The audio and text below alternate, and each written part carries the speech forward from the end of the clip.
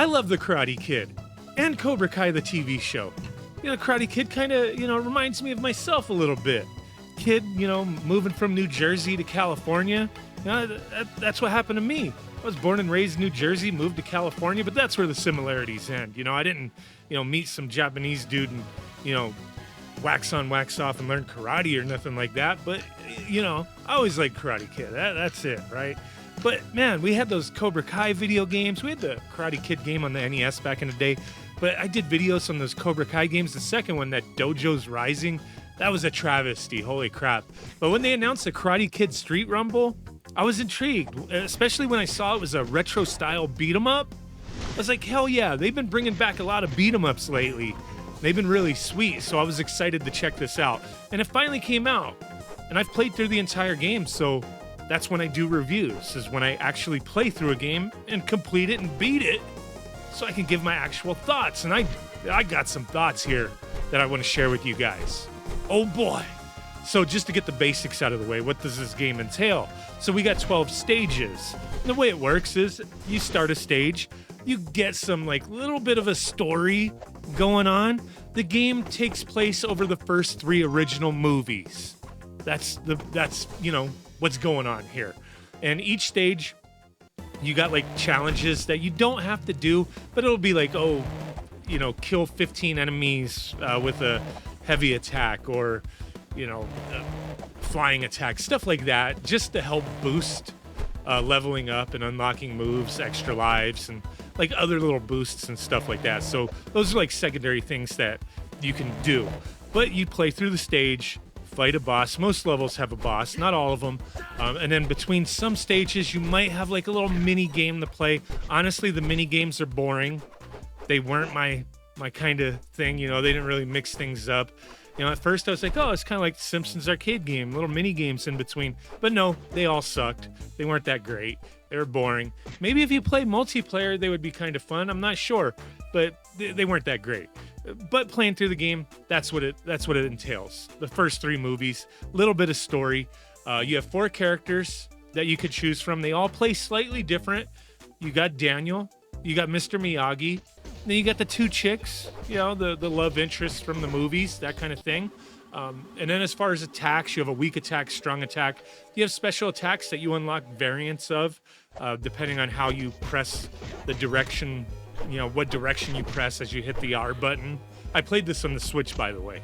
You got throws you could do. You could do a bunch of combos. You could juggle enemies in the air. You got a parry move. I barely used the parry move in this game. I wound up actually forgetting that we had a parry move until I got stuck fighting I think there was these bouncer dudes, and they kept whooping my ass. I was like, how do they expect you to beat these guys? You have multiple difficulties, okay? I was playing on hard, and then I played on medium difficulty. I kind of switched it up. I wanted to check it out. But on hard, it wasn't even hard at first. I was like, what is going on with this game? Why is the game so damn easy? Because I was like, why am I not taking damage? Because you have this focus meter. I want to point that out. You have this focus meter, and as you attack enemies, you build your focus. And as the enemies attack you, they take away your focus instead of your health. And as you level up, it's like your focus I don't know, the focus, it drains less or something as you get attacked. I don't know. There's these weird little bonuses and things that you get, and throughout the stage too. There's no drought of food items to replenish your health either. So it was kind of seeming easy, but then there was a few spots where it was you got gangbanged.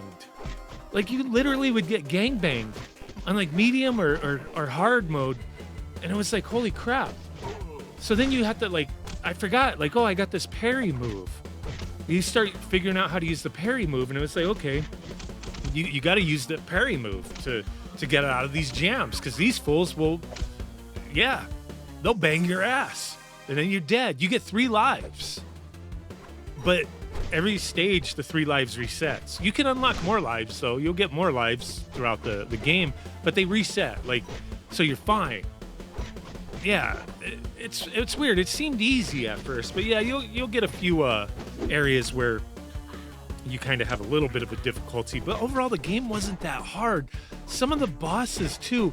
Like I found if you just use your heavy attack and you just stand in front of them and you just keep hitting the heavy attack, you build your focus so much that when they finally hit you, because they're not going crazy on you. So they'll like hit every great once in a while, they'll attack or they'll do a special move. And when they finally hit you, like they'll just take your focus away. They don't even take your health away.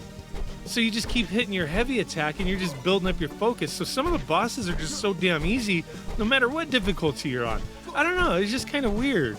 But then there was, when I fought Chosen, there was a weird thing that happened where he glitched into the like top of the screen, which was out of the play area. And I was like, what the heck? It reminded me of playing the Cobra Kai Dojo's Rising, where when I was at the All Valley tournament or whatever the hell it was, and my opponent kept falling through the mat and I couldn't continue the match, right? So I'd have to reset the game.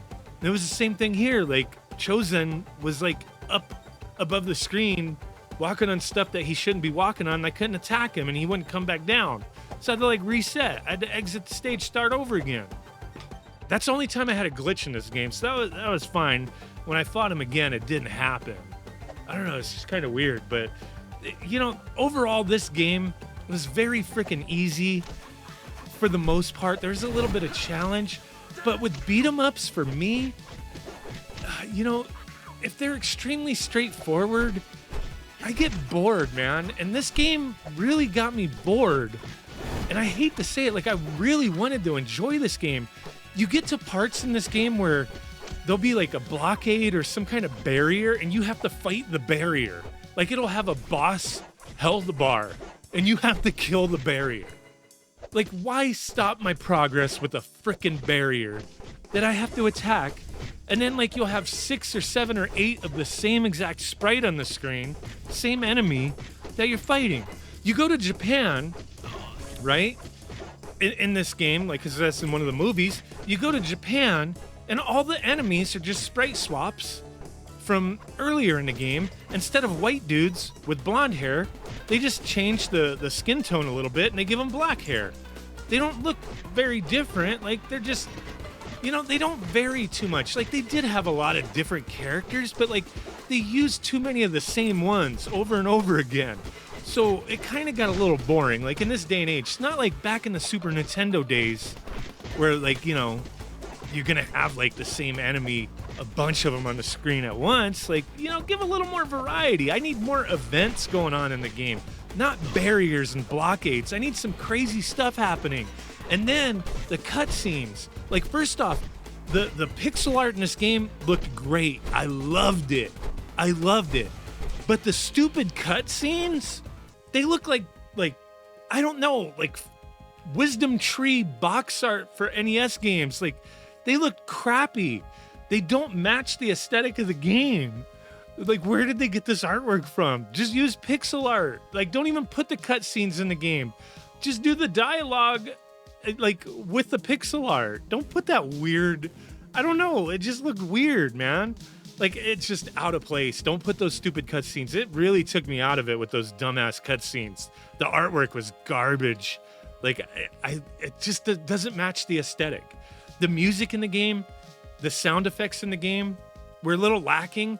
The music was not the greatest. Like, it wasn't bad. It wasn't like, you know, headache inducing or anything like that.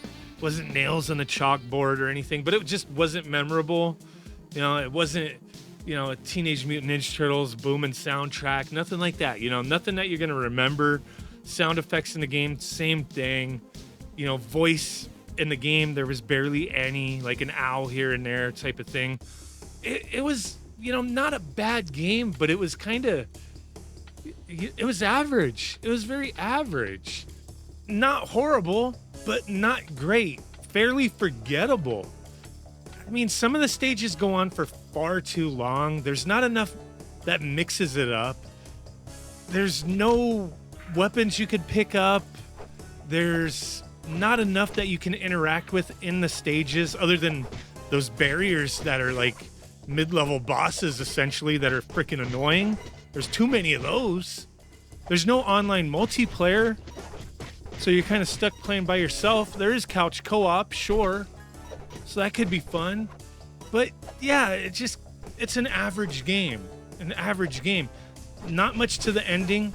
You know, you just beat it and that's it. You could replay, unlock more difficulties. Once you beat the game, you do unlock a few extras, you know. There's arcade mode, boss rush mode, that kind of thing. You do have some extras in the game. You can look at artwork, stuff like that. It's okay. Not bad, but not great. Fairly forgettable. There's a lot of beat 'em ups out there. There's a lot of them that are really great. And this one, unfortunately, is not one of them. Let me know what you guys think. Thanks for watching. Bye.